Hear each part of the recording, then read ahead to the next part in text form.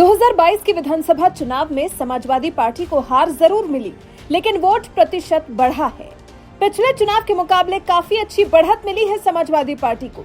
इसका श्रेय अखिलेश को तो जाता ही है, साथ ही जाता है उनके साथी दलों को और अखिलेश की पत्नी डिंपल यादव को भी, जो चुनाव के शुरुआती चरणों में तो एक्टिव नहीं थी, प्रचार अभियान में नहीं जुटी थी, बस मंदिर मंदिर घूमकर अखिलेश और पार्टी की जीत के लिए प्रार्थना कर रही थी।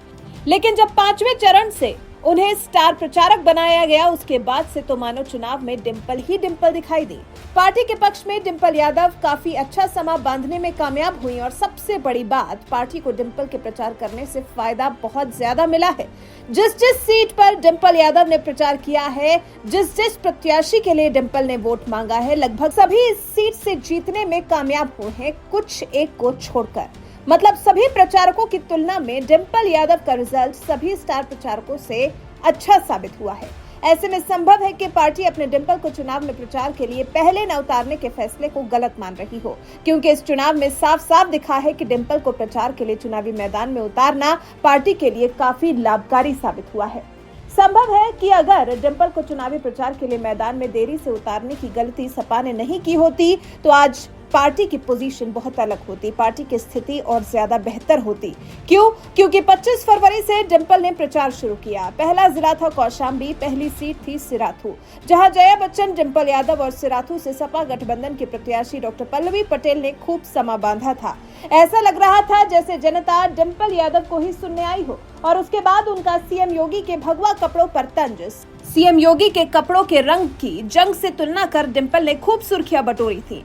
सीएम योगी तक को इस पर जवाब देना पड़ गया था। अपने इस बयान के बाद से काफी सुर्खियों में थी डिंपल, जहां प्रचार का फायदा यह हुआ कि पहली बार चुनाव लड़ी अपना दल कमेरावादी की डॉक्टर पल्लवी पटेल ने प्रदेश के डिप्टी सीएम केशव प्रसाद मौर्य को चुनाव में हरा दिया।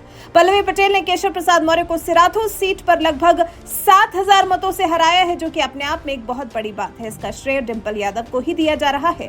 डिंपल यादव की अगली सभा थी कौशाम्बी के चायल में डिंपल यादव ने सपा प्रत्याशी पूजा पाल के पक्ष में वोट की मांग की थी। पूजा पाल पूर्व विधायक राजू पाल की पत्नी है, जिनकी 2005 में हत्या कर दी गई थी। यहाँ पूजा पाल की लड़ाई अपना दल सोनेलाल पार्टी के नागेंद्र प्रताप पटेल से थी। मुकाबला कड़ा था, लेकिन डिंपल ने क्योंकि खुद आकर पूजा पाल को समर्थन देने की मांग की थी, तो इसका असर ये हुआ कि नागेंद्र प्रताप पटेल को तो 75,472 मतों से ही संतोष करना पड़ा। वहीं पूजा पाल के पक्ष में 88,818 वोट आए और इतने बड़े अंतर से सपा प्रत्याशी पूजा पाल ने जीत दर्ज की। 25 फरवरी को ही डिंपल यादव मंझनपुर भी पहुंची थी। मंझनपुर में बीजेपी ने लाल बहादुर को अपना प्रत्याशी बनाया था और उनके विरोध में थे सपा प्रत्याशी इंद्रजीत सरोज।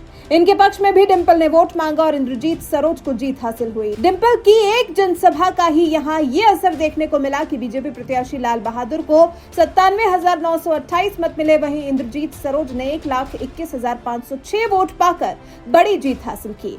25 फरवरी को 3 प्रत्याशियों की जीत सुनिश्चित करने के बाद अगले दिन 26 फरवरी को डिंपल यादव पहुंच गयी जौनपुर की मड़ियाहू सीट पर सबसे पहले डिंपल यादव ने प्रचार किया और यहां आपको जानकर हैरानी होगी कि सिर्फ 1206 वोटों से सपा प्रत्याशी की हार हो गई। यहां बीजेपी गठबंधन के प्रत्याशी डॉक्टर आर.के. पटेल चुनावी मैदान में थे। वहीं सपा से किस्मत आजमा रही थी सुषमा पटेल। यहां कांटे की टक्कर ऐसी रही कि अपना दल सोनेलाल के प्रत्याशी डॉक्टर आर.के. पटेल को 76,007 वोट मिले, वहीं सुषमा पटेल को 74,801 मतों से ही संतोष करना पड़ा। जौनपुर की मछली शहर विधानसभा में भी डिंपल ने प्रचार किया था। 26 फरवरी को मछली शहर पहुंचकर डिंपल ने डॉक्टर रागिनी के पक्ष में प्रचार किया। वाराणसी कैंट की रहने वाली डॉक्टर रागिनी यहां से सपा के लिए खुशखबरी लेकर आई। डॉक्टर रागिनी ने ये सीट आसानी से और बड़े अंतर से जीत ली। डॉक्टर रागिनी को यहां 91,659 मत मिले, वहीं उनके खिलाफ अपनी किस्मत आजमा रहे बीजेपी प्रत्याशी महिलाल को 83,157 वोट हासिल हुए। यानी कि आखिरी के चरणों में सिर्फ एक प्रत्याशी को जीत हासिल नहीं हो पाई। हार भी मिली तो बहुत कम अंतरों से। कुछ इस तरह का रहा डिंपल का सक्सेस रेट। शायद अब अखिलेश को अपनी भूल का एहसास हो रहा होगा कि काश उन्होंने वक्त रहते डिंपल यादव को चुनावी मैदान में प्रचार अभियान के लिए उतारा होता, तो शायद पार्टी का प्रदर्शन और ज्यादा अच्छा हो गया होता। वैसे आपको क्या लगता है कि अखिलेश ने डिंपल को शुरुआती चरणों में न उतारकर 5वें चरण से स्टार प्रचारक बनाकर सही फैसला लिया? इस पर आपकी राय हमें कमेंट कर जरूर बताएं।